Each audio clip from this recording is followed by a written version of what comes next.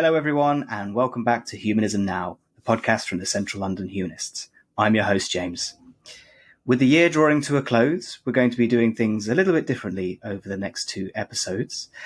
This week, we're pleased to bring you an extended interview with Bart Campolo. As the host of Humanise Me, Bart was one of the inspirations behind us starting the Humanism Now podcast. And so after reaching our goal of 10 episodes, I reached out to Bart to share our experiences, and he was kind enough to give us an extended interview and many words of wisdom about what he's learned on his journey to humanism and now being one of the biggest global advocates for a humanist worldview. I'll be back after the interview with my regular co-host AJ to share some of our thoughts. But for now, please enjoy the words of wisdom from Bart Campolo. Hi, my name is Lucy Potter and I'm a researcher based at the University of Sheffield. I am currently conducting research on how asylum claims on the grounds of non-religiosity, which can include apostasy and blasphemy, are handled by the UK government. I am looking for refugees or people who are still seeking asylum on these grounds to take part in an interview with me on their experiences of the asylum system. This research is really important because there is no research on how non-religious asylum claims are dealt with currently, and not much is known about non-religious persecution more widely. If you take part in this research, you will remain anonymous and unidentifiable, and I hope this research will make the asylum system inclusive of all belief systems, and I encourage anyone with experience to please contact me. My email is lpotter2@sheffield.ac.uk. Thank you. Bart Campolo is an American humanist, speaker, writer, podcaster, and a licensed professional therapist. A former Christian evangelist, Bart was the subject alongside his father, Tony Campolo, of the documentary Leaving My Father's Faith. He's also one of the main inspirations behind us starting Humanism Now as the host of his own fantastic weekly podcast, Humanise Me, where he brings his own welcoming and heartwarming take on current affairs and humanist issues. Bart, thank you so much for joining us on Humanism Now. Well, thank you for having me and for calling me heartwarming. It is, and as said, it was listening and catching up with Humanise Me, which was the main inspiration behind our club getting together and thinking we should add to this great platform of humanist content online and try to do our own thing. So thank you for being that inspiration. And I remember you said, get your first 10 episodes under your belt and then you can start reaching out to superstars. So we're now on episode 13. So we've got our first superstar here. Yeah. Good luck with that. Yeah. No, I mean, if I count as a superstar, you got to aim higher. Well, thank you very much for joining us. So firstly, how are you and how are things local to you in Cincinnati? Is that right? Yeah, I do. I live in Cincinnati, Ohio, which is kind of in the Midwest of the United States. I grew up in Philadelphia, and I've lived a bunch of other places, but here I am in Cincinnati and have been here for a long time. And things are good here. I'm good. You could probably tell, like, I'm a little bit sick, that kind of ongoing, like I keep working, you keep going, but you kind of have a sore throat and you cough a bit, So I'm not my chipper best, but I'm glad to be here. Glad to be talking to you. Thank you. And it doesn't tell. And, you'd fit right in London at the moment because I think everybody is feeling about the same. So when I mentioned that you were going to be on the show, our community was very excited. You gave a fantastic talk with us about a year ago now about how we can grow the humanist message and grow our network. I asked the group for some suggestions on questions, and I think a lot of it came down to really quizzing you on your ability to spread the positive message and how we can continue to grow our community. So how do you feel the humanist community can develop and grow, particularly as compared to the evangelical movement in the States, which you were formerly a part of? Yeah. It's interesting. I used to think more in terms of movement growth and all of that kind of thing. I think that It's funny, one of the questions that I think you're going to ask me later is like, what is something you've changed your mind on? And I think this is something I might be changing my mind on. In that I think that the American evangelical movement, or just Protestantism, or kind of any world religion that was, based on the regular gathering together of people, a sacred book, like all the stuff that, goes into being like a proper religion. I sort of feel like that's all a technology that was designed for a pre-social media age. And I really don't know. Like, I don't know what the future of even those established religions is. And so I used to think that humanism is like, we have a better narrative, and all of the kind of the ethical, moral, motivations that drive those other religions, like, they're actually kind of basic human motivations that, like, the religions were designed to explain and to communicate and, to sort of brand. But like, humanism is like, the raw stuff underneath all of the religions of the world, like the kind of the driving element of, why are we here? What happens when we die? Like, those same questions. Everybody's wrestling with the same questions. What makes a life meaningful? What's the right thing to do? What's the wrong thing to do? And so I used to think that supernaturalists simply had like a 2,000-year head start on us in their movement building technologies, and that we would figure out how to have meaningful gatherings and inspirational music and, pastoral care where we nurtured people, and we would just nurture them into like evidence-based, naturalist commitment to making the most of this life. I just don't know whether or not, those kind of religions really grew out of a kind of tribalism and a kind of family life and a kind of a model of relationship that feels like it's changing so rapidly that, I go like, what I worry about is that humanism may end up being like late, like, sort of like, I just figured out how to program my VCR. And you're like, yeah, they're gone now. Like, or like, somebody who shows up and they're like, I've got this great horse and buggy. And you're like, meet Henry Ford. Like, I worry that we're working on a technology or we're working on a product and a technology that is at the end of its life cycle. And I'm not sure what spiritual life or what human relationship, what romance, I'm not sure what counseling, I'm not sure what any of this stuff is going to look like on the other side of AI and on the other side of social media and the other side of all the kind of rapid movement changes that we're having. And that's before you get to political changes and all these other things. I used to be like, hey, I was really good at evangelical Christian community building. And then I realized like the narrative doesn't work for me and it doesn't work for a lot of people. And I was like, oh, well, I'll just build those same kind of communities for people whose narrative is more evidence-based, and we'll all be, it'll be great. And now I'm just like, I don't know what's going on. So do you worry that we're heading towards a kind of extreme form of individualism and that the whole concept of community is going to change beyond recognition? I mean, we're definitely, sometimes what happens is that a problem emerges. And for a while, it's really bad. And then everybody's like, this is really a problem. We got to figure something out. And then we figure something out. So if you ask me, like, do I think the problem is emerging? I go like, oh, yeah, the problem is totally emerging. Everybody's depressed. Everybody's lonely. Everybody's full of anxiety. Young people are, they don't play with each other. They stay home and play with each other on video games.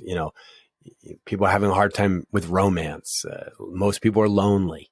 So it's like you go like, is a problem emerging that threatens the traditional model of human society, human community? Like, oh yeah, like I don't think anybody, like I don't think anybody in your audience, and probably nobody in any audience, would not go like, what's he talking about? Things are great.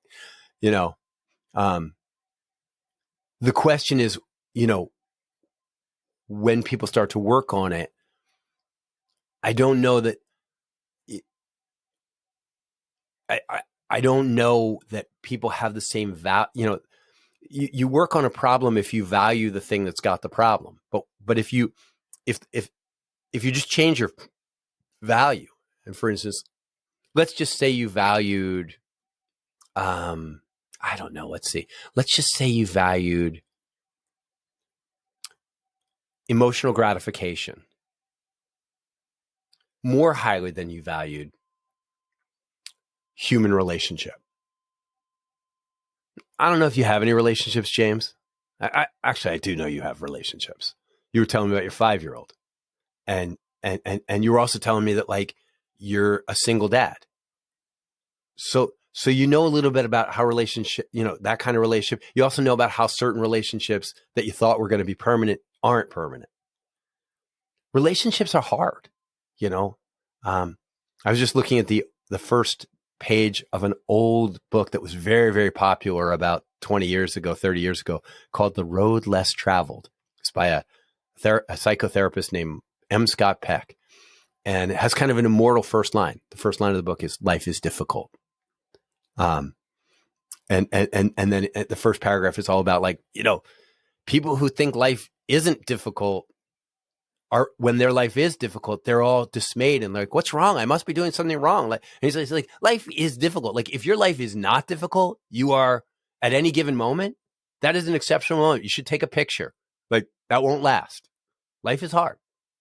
And it makes those moments more valuable. Those moments when of joy, they can be fleeting, but they are that more precious. Well said. But as you know, human relationships are notoriously difficult. And they are sometimes like parenting. Most people, the evidence would suggest, their positive emotions, their amount of happiness, laughter, joy, go down when they have children. Now, don't despair. Like their sense of meaning goes up. Their sense of relationship goes up. But like just in terms of pure emotional gratification, right? It goes down. So if you valued emotional gratification, you could probably come up with an AI relationship where it would be much more gratifying than any of your human relationships, especially if they then come with the robots and it's ex machina and like they're good looking and they know how to touch you and all that stuff. And so if you're like, the reason I like human relationships is because it's the most reliable path to emotional gratification. Well, if I come up with a better path to emotional gratification, you'll abandon human relationship. And so if you value right. If you value emotional gratification, now you might be an old Luddite like myself who actually values human relationship and is like, but wait, I can get you another relationship that'll be more gratifying. Like, I know. I'm old fashioned. I like this, like almost like somebody who insists on, riding a horse and buggy instead of driving a car. Cause like, I just like horse and buggies. Like there's a beauty and a poetry to them. People like that they cling to an old technology. Well, what if human relationship is an old technology? Well, there's going to be people like me who go like, I would rather go out this way. And then there'll be people that be like, hey, we're transhumanists. Like, let's go to the next level. This is the next, like, this is a more gratifying way of life. And that's what we're into. And you just go, so you go like, do I think that a problem has emerged for human relationships? Yes. Do I think we'll solve it? I don't know, because I don't know what people value in the end. I used to think like people go like, this is terrible. We're losing the most important aspect of our existence. Like we will fight, we're going to shut down the computers, or we're going to put controls on them, and we won't be able to use them more than an hour a day. Like we're going to find a way to restrain ourselves because this technology is destroying our humanity. And I go like, I don't know. The technology is really good at convincing you that it's better than your humanity. So, so so when you say like, how do we build a movement like the church movement? I go like, I don't know that the church is going to do much better in this new landscape. I know a lot of churches that are struggling. Yeah, I think it's a really good point. And actually, yeah, we're definitely seeing the increased secularization, particularly here in the UK. In the last census, I think, over 50% now are, don't claim to belong to a religion. But I think that key word there is belonging. And I think that's what you're talking about there is we risk losing, throwing the baby out with the bathwater. I think in losing a lot of these more organized religions. This is where I've changed my mind, James. Is that it was an article of faith for me that human beings were hardwired for connection, and that nothing and I still believe that. I think there's a lot of evidence to suggest that. And if you take away that connection, you go like, do the human beings do well? And I go like, well, it depends on how you measure doing well. Do they produce more, gross income? Do they live longer? Like, there's a lot of different ways to measure a life. And so like, if you ask me, do I think do I think that we as a species are doing well right now relationally? I go like, no, I don't. You go like, but if I get old Steven Pinker on the line, he'll tell you that things have never been better. This is great. This is the best time in all of humanity. Like you stand very little chance of being murdered. You stand very little, and I go like, yeah, so if I could give you a lifestyle that would cut down your risk of violent death on the one hand, but that would also cut down your risk of falling in love on the other. You go like, do you want it? I mean, have you seen The Matrix?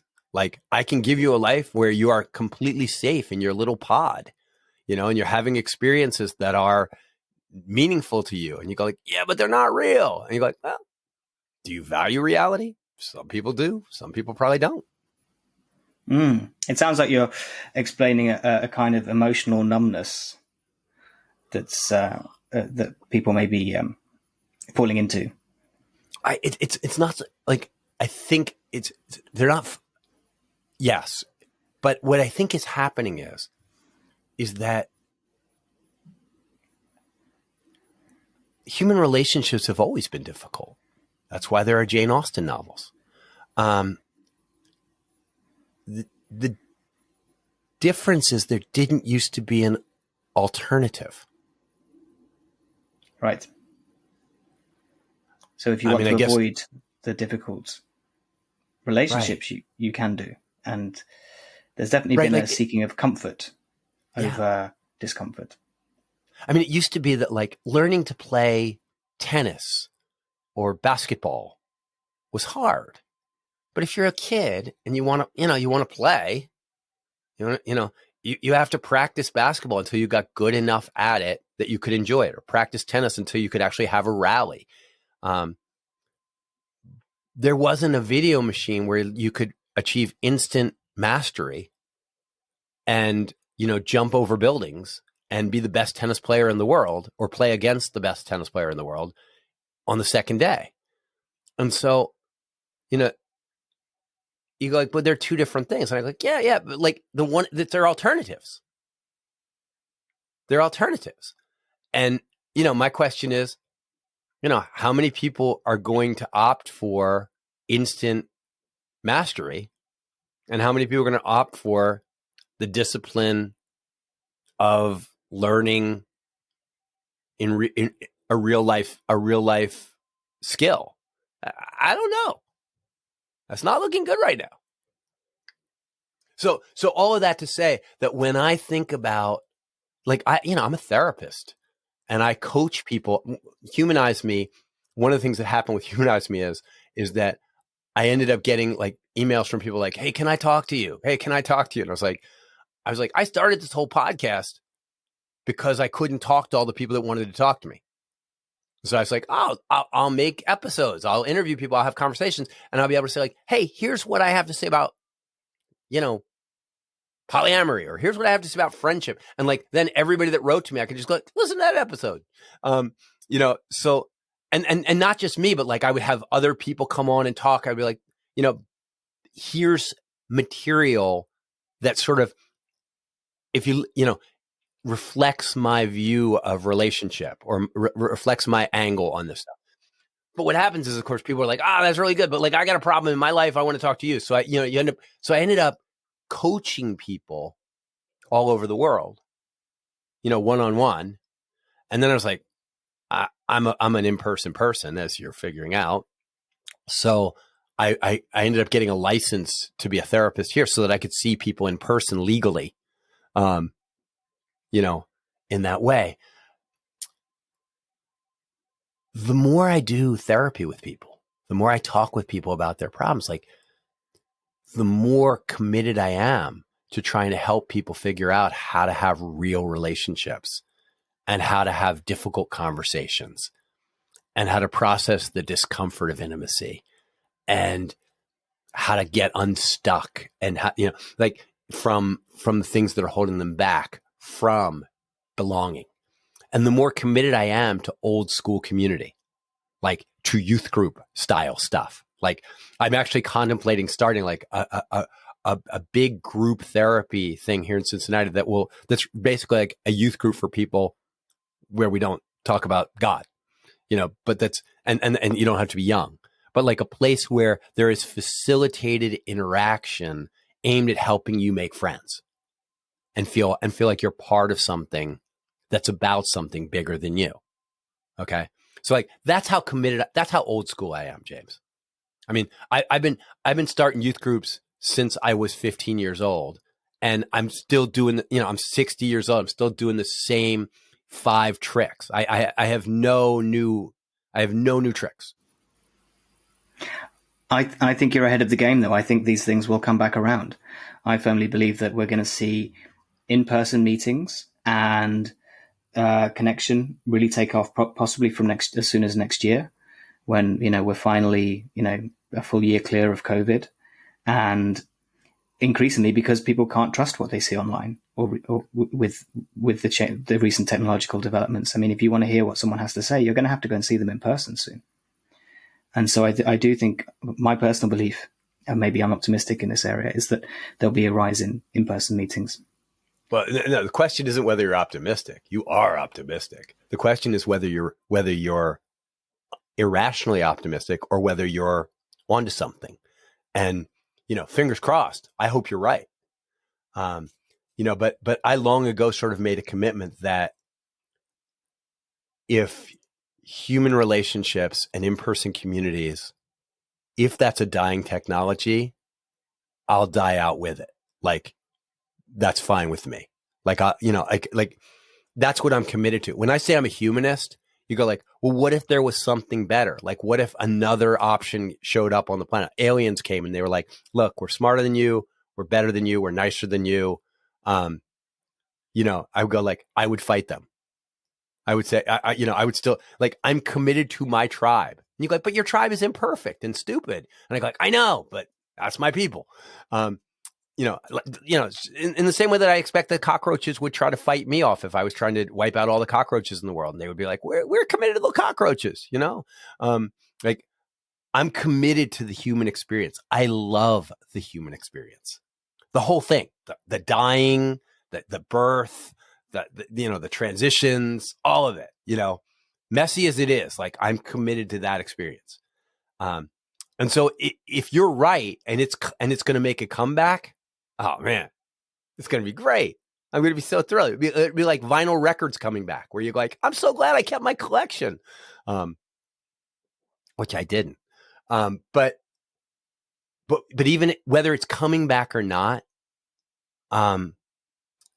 we have an old expression here, you dance with who brung you, like, which sort of means like, don't switch horses in midstream, those kind of things. We're like, stick with, and I'm like, every good and perfect gift that I've received in my life has come from being a finite mortal human.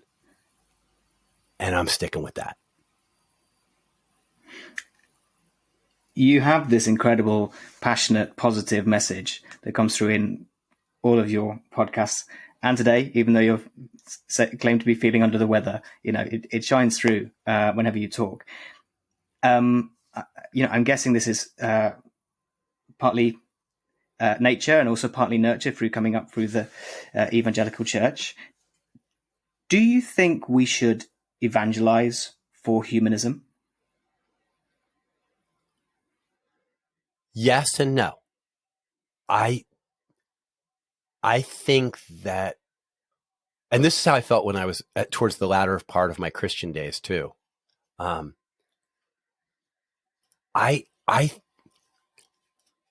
think we should leave people alone if they're doing well. If somebody's happy, if somebody feels a sense of belonging, if somebody's confident facing the future, and they base it all on an Iron Age myth or a New Age philosophy, typically I leave them alone. There's a reason they were drawn into that. Maybe that's where their family is. That's where they feel a sense of connection. And I don't ever try to evangelize somebody to secularism in order to build our ranks, or because I want to prove that our way of thinking is superior to their way of thinking. I'm only interested in like what causes people to thrive. And you go like, have you ever seen somebody who was struggling deeply with a secular worldview and got religion, and found a family and a home and a connect? And I go like, yeah, many times. And so you go like, so you want to show them that like the narrative that they're basing their life on is stupid. I go like, no, I want to leave them alone.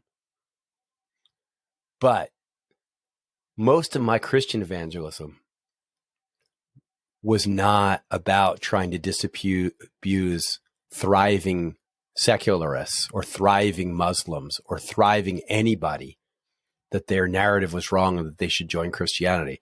Most of it was built on looking for people who were struggling and who didn't feel a sense of belonging, and saying, hey, drug dealer, hey, drug addict, hey, lonely person, hey, angry person, I've got a better way of life for you. And it's available to you. And the hard part about Christian evangelism was it wasn't hard to show somebody that I had a better way of life. I was part of a thriving, nice community with like lovely people. They would go like, that's great. I love your community. Like, what do I got to do? What do I got to believe to get in? You're like, well, you actually have to believe quite a few really irrational things. And they were so desperate that half the time they would do it anyway. And that's why I got so good at whipping up the language to make it seem plausible, and to make it seem compelling, because, you wanted to make it possible for people to join this community. The nice thing about being a secular humanist is somebody goes like, hey, I love your community. What do I have to believe to get in? You're like, you don't have to believe anything. If you value these values, here are the things we value. Here are the things that we consider to be most important. If you value them, you're in.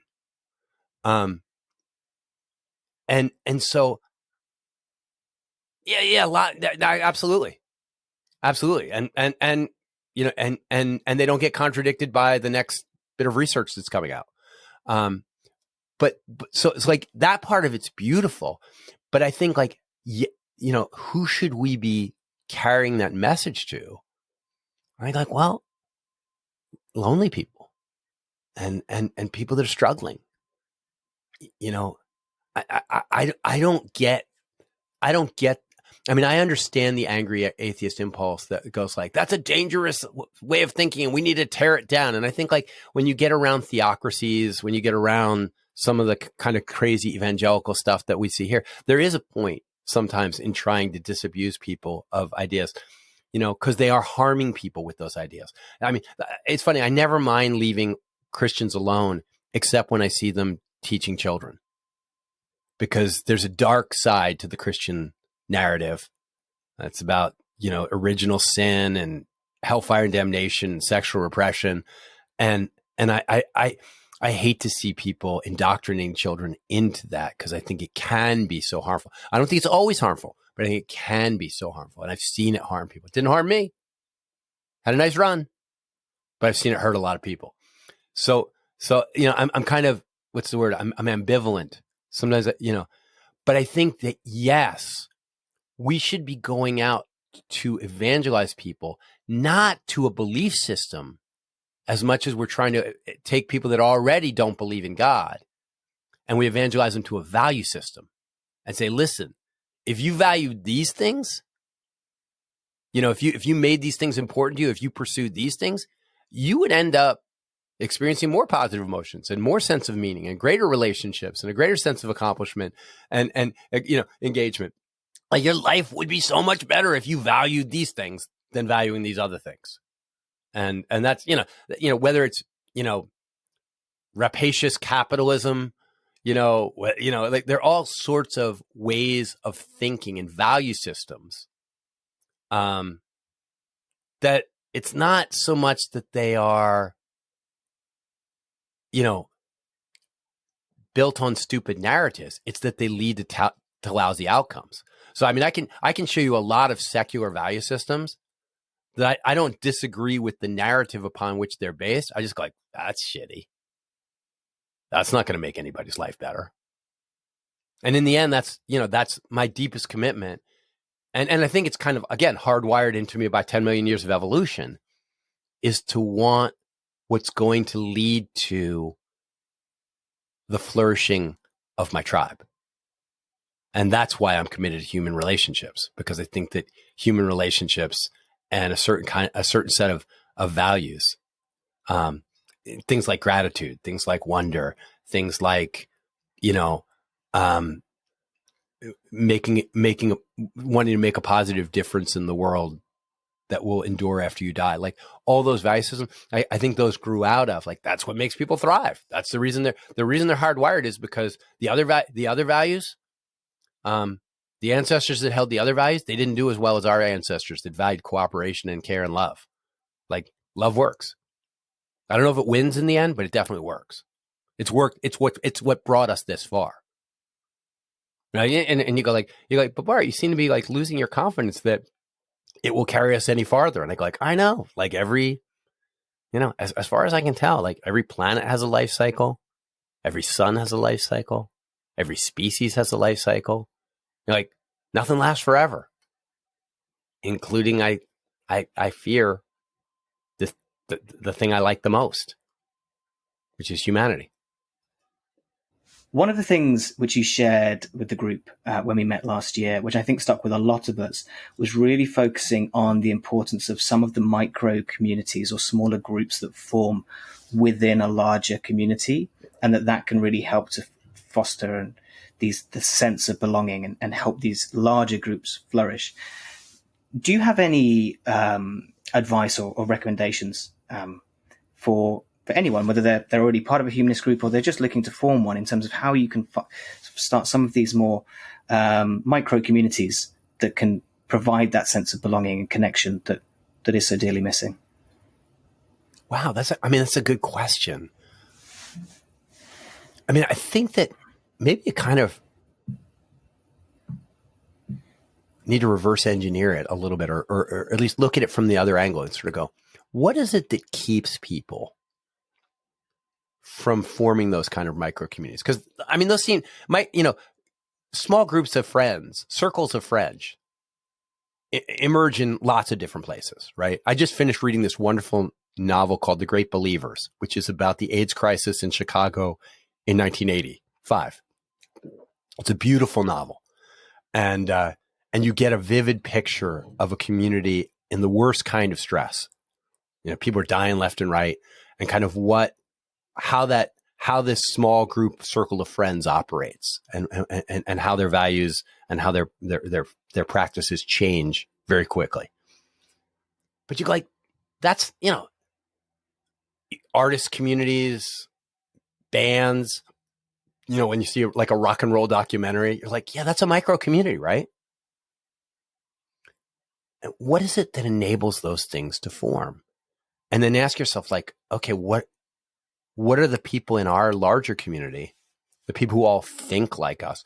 Why don't they have circles of friends? Like, what's missing? And one of the things that I'm convinced of is there's missing for a lot of people is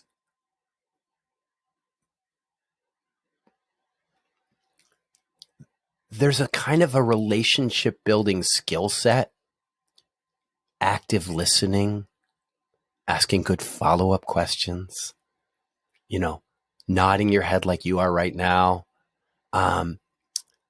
There's a whole set of active listening skills, but then there's also like cultivated curiosity.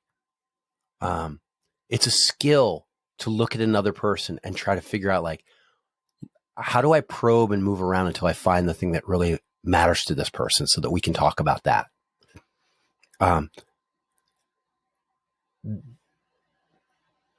Conflict, which is the nature of all human relationships, is going to be conflict. And so, like, how do I confront you when you've hurt my feelings? Like, are there better and worse ways of dealing with injury? Which manifestly there are. But I meet a lot of people who's like, yeah, I'm just not going to say anything. And, because I don't want to harm the relationship. And you're like, ooh, you're not just going to harm that relationship. You're going to kill it. Like, you're going to end up building up all these resentments and stuff like that. So how do we within a community, how do we teach people the skills that says, once you've found the people that you want to connect with, what are the skills that you need to have? Most of which are not taught in school. Most of which human beings and chimpanzees and other species learn from play, when they're children, but we don't play the way we used to. Like, we don't let kids play. All of kids' play is guarded and programmed, and go to karate lessons and go to soccer practice and go to elementary school. And if there's a fight, the teacher will resolve it. And on the playground, so what we do is we protect kids from bullying, but then they never learn how to process injury. And so I think there are skills for, like, how do I confront somebody who's hurting me? How do I apologize to somebody who I've hurt? How do I forgive somebody? Like, what is forgiveness? Like, once you take it out of the religious context and it's a command, like, can you tell me, like, when I should forgive somebody? What the benefits of forgiveness are? Can you tell me how I know if I actually have accomplished forgiveness? Does it mean I like that person? Does it mean we're back in friendship again? Because it may not. I forgive a lot of people that I go like, yeah, you're not safe. I'm going to forgive you for one set of reasons to eliminate bitterness from my life, but I'm going to build a boundary between us. And so, like, these are basic skills, like, where people are like, I want to feel like I'm part of a group. And I go, like, it's sort of like saying, like, I want to swim, or I want to feel like I can be in the pool. And you go, like, do you know how to swim? No. I go, well, you may not, jumping in the pool may be difficult. And so somebody's like, I want to be part of a group. And I go, like, yeah, do you know how to resolve conflict? And they're like, no. I go, oh, well, we probably ought to work on that. We ought to have some swim lessons. And do you know how to show interest in another person? Do you know how to cook a meal for 8 people? Do you have one meal that you can make that will serve 8 that you're good at? And you go, like, wait, you wouldn't at the Central London Humanist, you wouldn't have, like, a cooking class and teach all your single people how to make, like, how to pick a dish, practice it, and, like, work on it. And you're like, yeah, you know what? If all your people were confident in one meal that they knew they could nail, they would invite people over to dinner. They would have dinner parties instead of meeting at restaurants, which is expensive, prohibitive for some people, and doesn't give you enough time and doesn't create the same vibe. And you're like, wait a second. You're not saying that this all hinges on whether somebody knows how to use a crock pot. And I go, like, I know so many people whose lives got better when they learned how to use a crock pot. when they learn how to make a decent chili, right? Because there's also this thing of like, I made it with love, I made it free, people feel like, oh, you invited me into your home and all that kind of stuff. Yeah.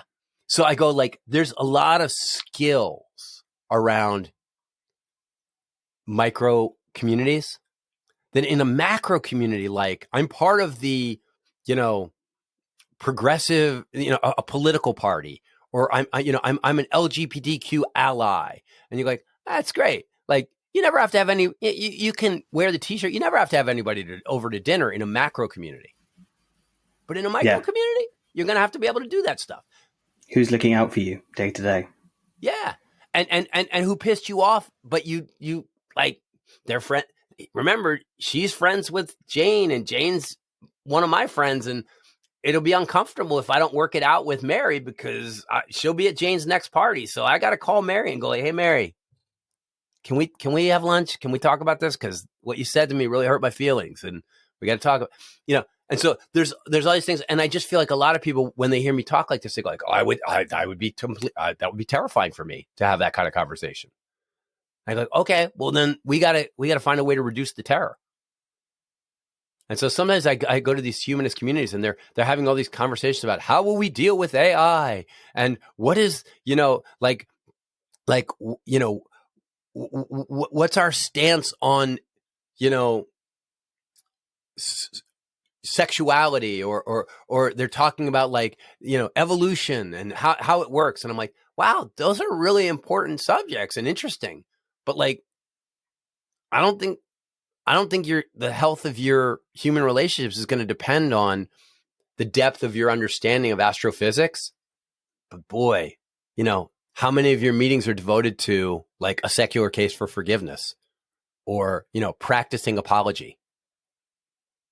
And I go like, well, damn, I thought you were humanist. You're promoting human relationships. All right. What is the stuff of human relationship? You got a 5-year-old,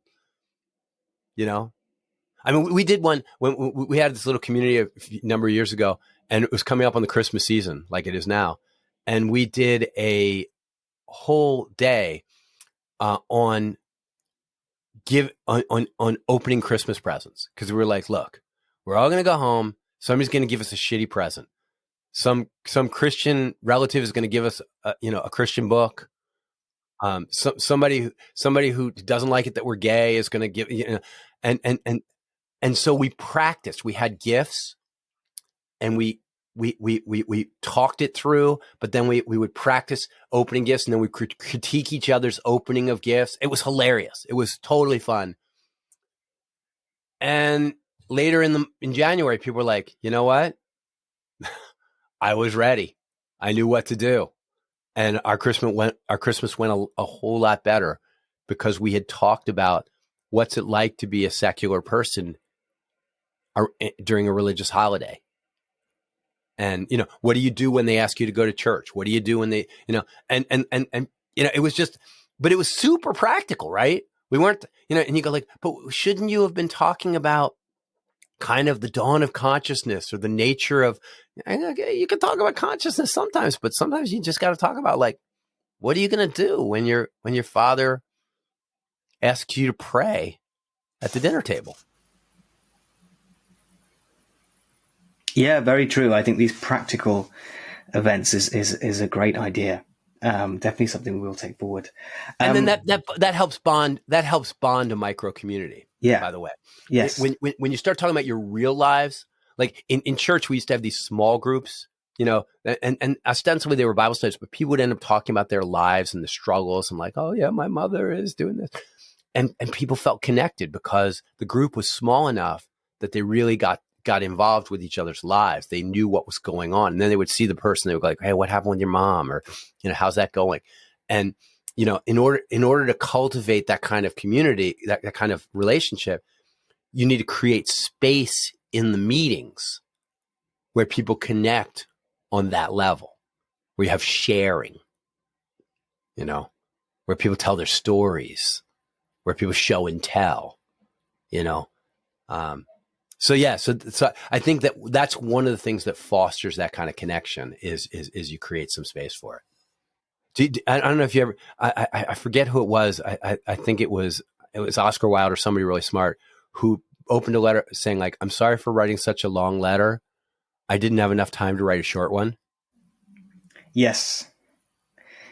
Or I think there's if you want me to speak for an hour, I'll need 5 minutes. If you want me to speak for 5 minutes, I'll need an hour.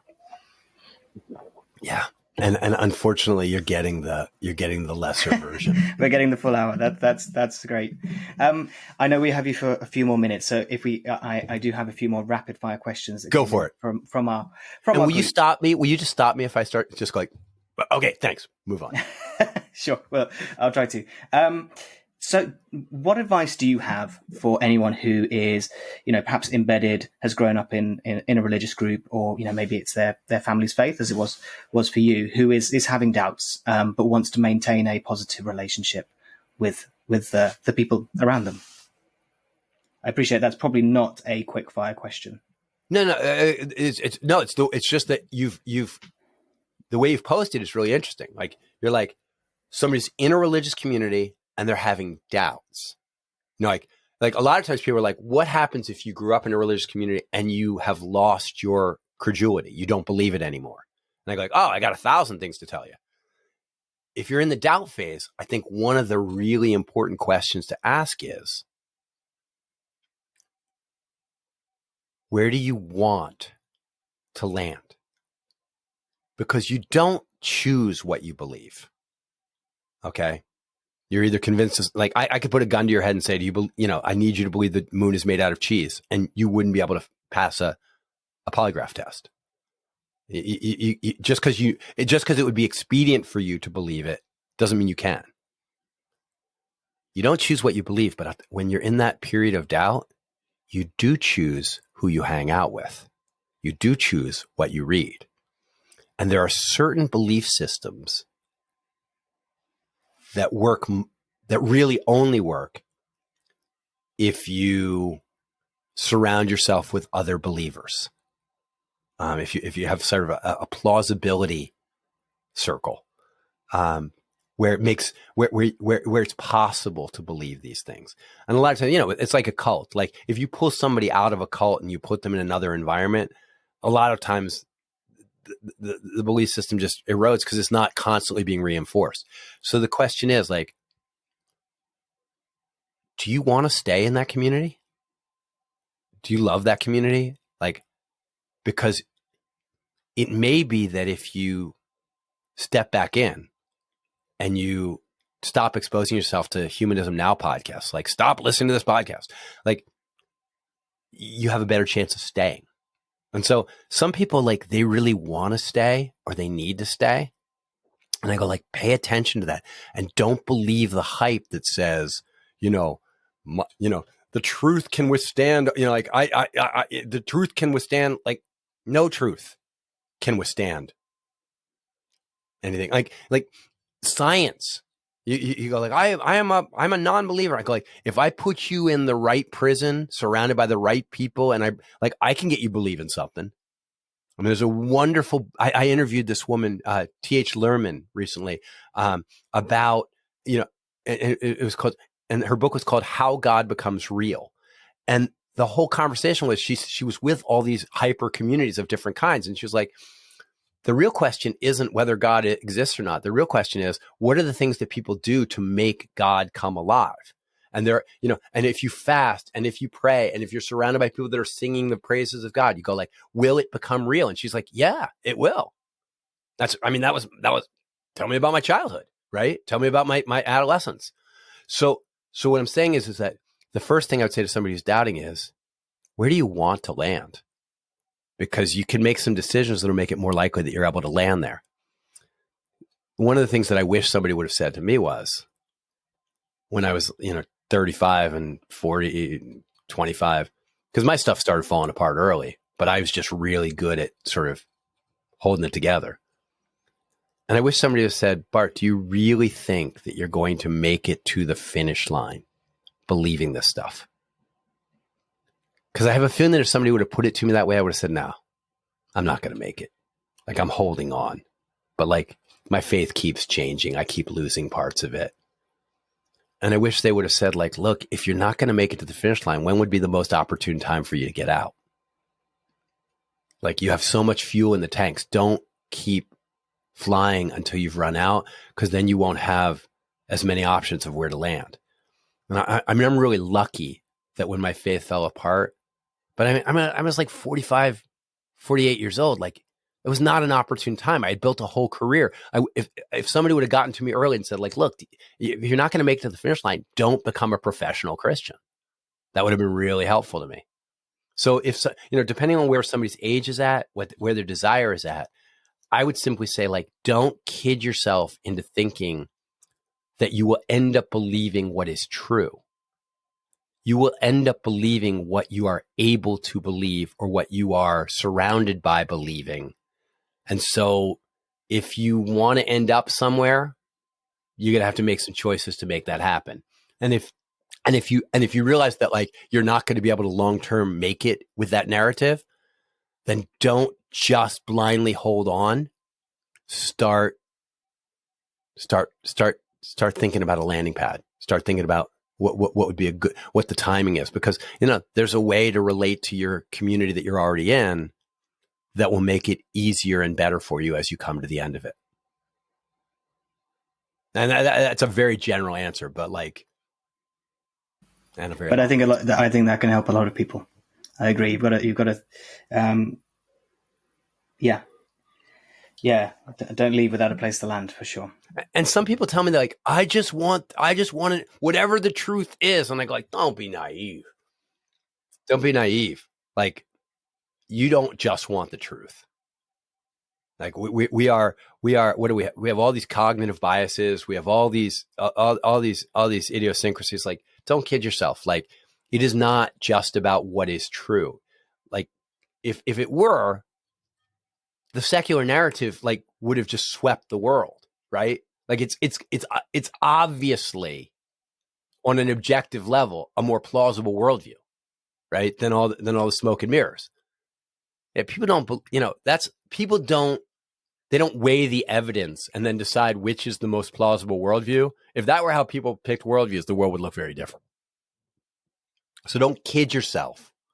And by the way, for your secular audience, don't pat yourself on the frickin' back either. Like, if you, like, it is a wonder of education and political freedom that you have the ability to articulate a secular worldview.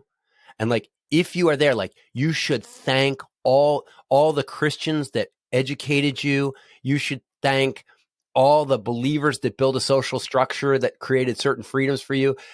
And all the churches that financed the telescopes through which their worldview was undermined. Like, you got a lot of people to thank, and you and your parents or whoever, like, it. You're not better than people because you have adopted this worldview.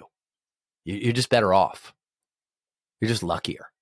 And so I get really tired of people acting as though taking credit for their enlightenment. Nobody enlightens themselves. And if you did, and you go, yeah, no, I did. I went to the library and I figured out. I was like, oh, really? Who built the library? Right? And who relieved you from child labor so you could go to it? Like, don't kid yourself.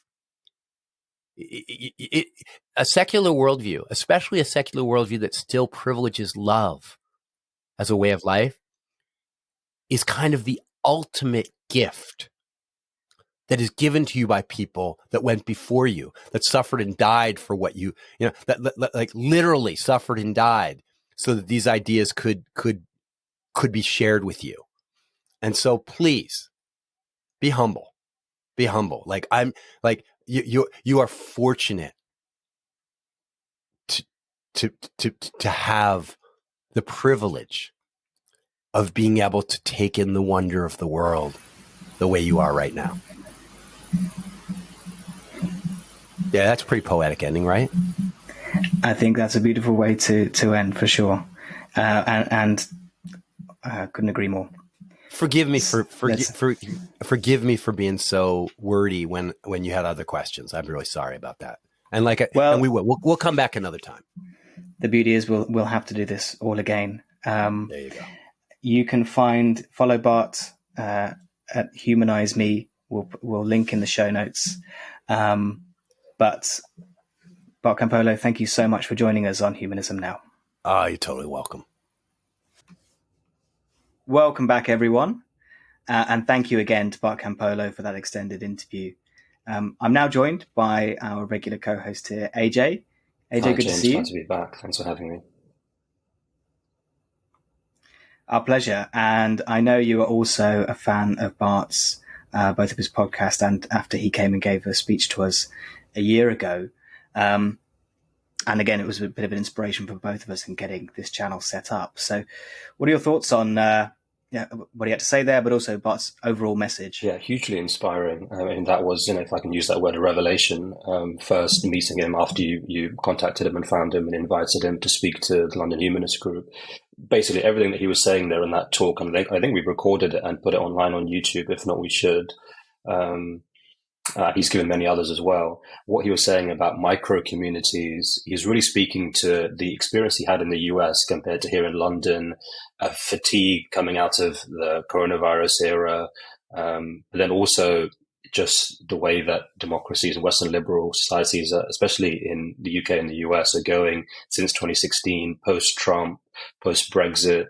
I think there is a mistrust in sort of politics, even in non-institutional sort of civil society groups. There's a lethargy where the problems seem to be keeping mounting up: environmental crises, refugees, and so on. And especially as humanists or humanist-adjacent people with humanistic consciousnesses and conscientious people, there's a lot that we're sensitive to. So it's easy to get overwhelmed. And I think Bart really speaks to. I think as we were discussing a bit offline, he seemed a bit downbeat, which is unusual for him here, and I think we have to be honest about that. And that also affects me as well as a humanist activist, trying to get a sense of where people are, because we can't be up here sort of talking in ivory tower or very, very motivational, very idealistic utopian terms, when actually the people that we want to reach are down here. We have to reach out to them and energize them, and that's part of being a community organizer and an activist. So his experience, I think, is invaluable. What he was saying there about, I think, going back to the basics of breaking bread together, just establishing neighborliness, friendships, both amongst humanists, within humanists or within secularists and free thinkers, but then also interfaith work, which is a great passion of mine, just doing the basics there, just to have that reminder of where the humanity is that we've lost, and not letting the political institutions and the political programs and the bureaucracies of elections and the populist uprisings and so on, not let that beat the humanity out of us. I think that's very important. He mentioned there about being emotionally, some of the people that he's trying to reach being emotionally numb, which I think is hits the nail on the head. And it's a challenge thrown down to us. We have to try and see how to overcome that.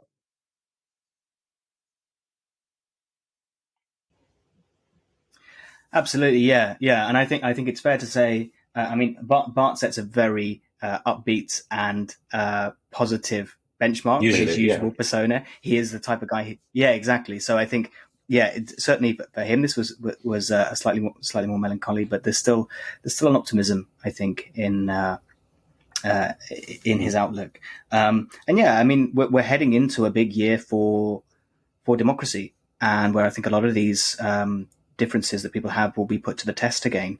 So it's a good message to everyone, I think, to take the time to listen, to engage, and let's hope we have some more unifying results and more unifying rhetoric that comes out as we head towards and through 2024. And it's not only us, that there are other groups that are doing very well. In the Pentecostals, evangelicals in Africa, and we have a lot of African diaspora population here, Afro-Caribbean here in London, in the UK, and we can see that they are growing, and especially amongst youth. So, of course, we as humanists would say they have certain levers to pull in terms of manipulation, in terms of guilt tripping, in terms of pulling in the family and then having the family culture and the family pressure bringing you into the fold of the belief system. And humanists humanism doesn't want to go down that route at all for principled reasons.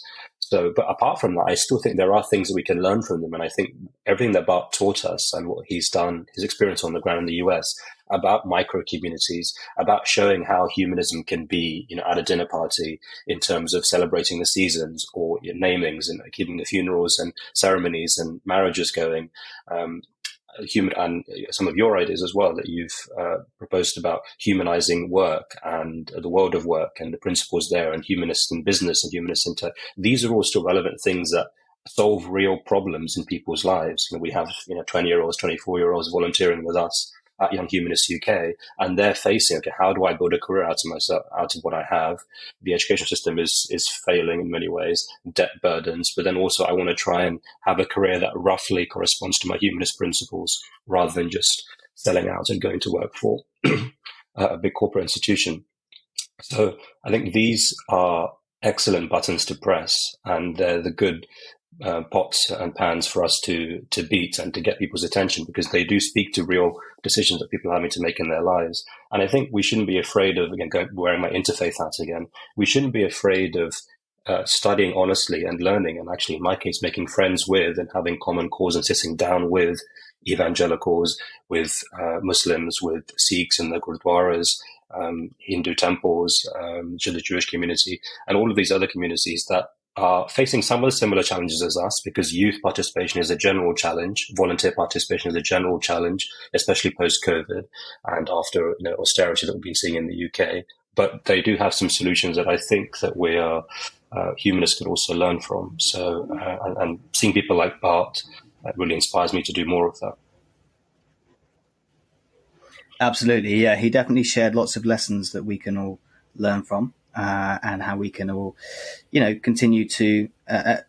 One of the main points I really liked is, be grateful for all of the thinkers that have gone before us, who wouldn't have called themselves humanists or have been naturalists, but it is those who've gone before who've valued inquiry and discussion and reason, that have allowed us to be in a position where we can.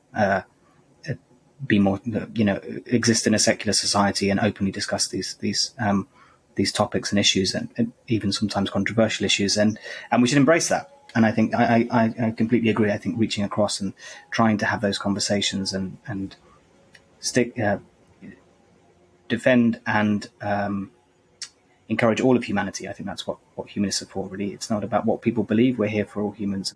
This is also last time you'll be appearing on the podcast for 2023. So I just wondered, before we go, AJ, to get some of your reflections on what was an event for you more than most, in terms of your new role, not only here on Humanism Now, but also as one of the vice presidents of Humanist International. So what will be your reflections on 2023?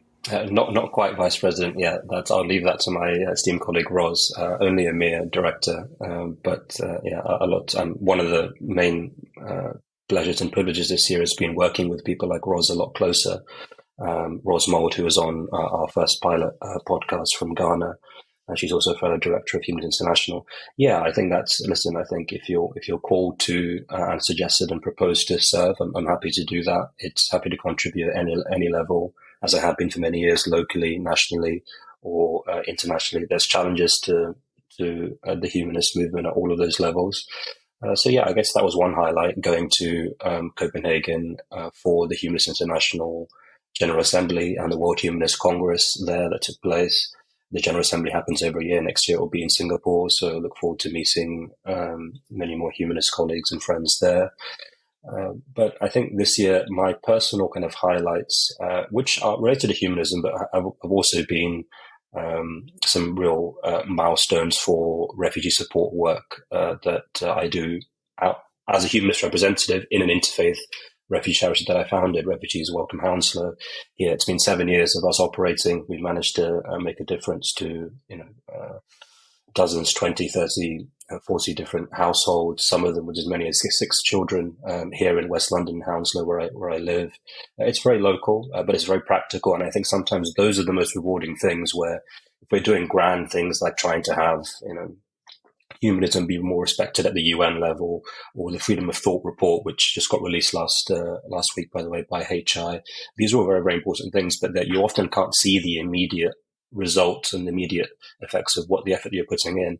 And charity begins at home. I don't have a partner relationship or family to take care of, and many of my humanist colleagues like you do. So the time that I don't spend doing that, because I don't have an extended family here in the UK, and they say charity begins at home, I try and apply that to my home, sort of my royal home, my neighbours, my community, the asylum seekers just maybe a mile away from me. There's 500 of them in a hotel with precarious living conditions in temporary accommodation and hot water problems and having problems getting 3 meals a day.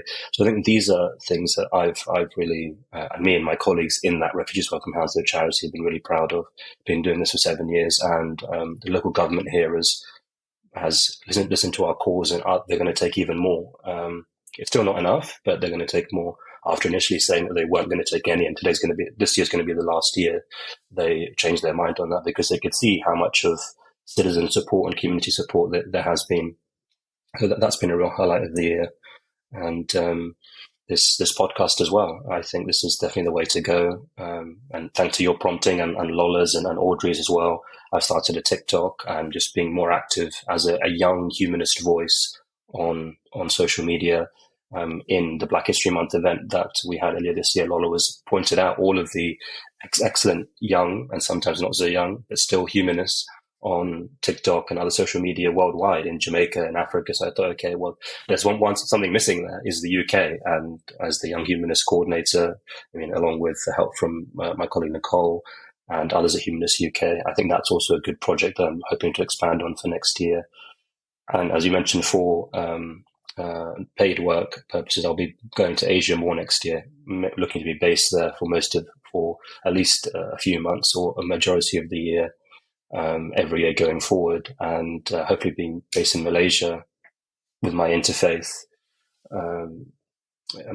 interests and passions. In a Muslim country there, the humanist presence on the ground is quite limited. In Singapore, we have some stronger links in the neighboring country, but that also will be an excellent test and challenge for me to both really invest and draw from my Asian roots, being born in Asia, being born in India, and having family links to Malaysia, and now also business links and career links, and then also having lived in London for 25 years, bringing them both together and trying to inform my Humanist International work based on those kind of Eastern and Western perspectives. It's something that I really look forward to doing. Wonderful. Yeah, wishing you all the best of luck with that new adventure and journey. And just to reassure our listeners, despite your global tour that you'll be going on, will you still be... Yeah, absolutely. Wouldn't dream of stopping this. And I say, hopefully I'll have one foot in Asia, one foot here in the UK. I don't want to leave this completely behind, both for my paid work purposes and also for the community and humanist projects that I've got going here. So it's not going to be goodbye. It's going to be probably hello from a different location and a different time zone. But, my sleep patterns are pretty challenging anyway, so it may not make much of a difference. Absolutely. Well, thank you for everything you've contributed this year, and very much looking to reconnecting with you wherever you are in the world in the next year. And to you, listener, thank you for joining us again. We'll be back next week with a special episode reflecting on the past 12 months and looking ahead for what to expect in 2024. With that, happy holidays. Have a very happy Christmas. I hope everyone is able to get a nice break, and we'll speak to you very soon.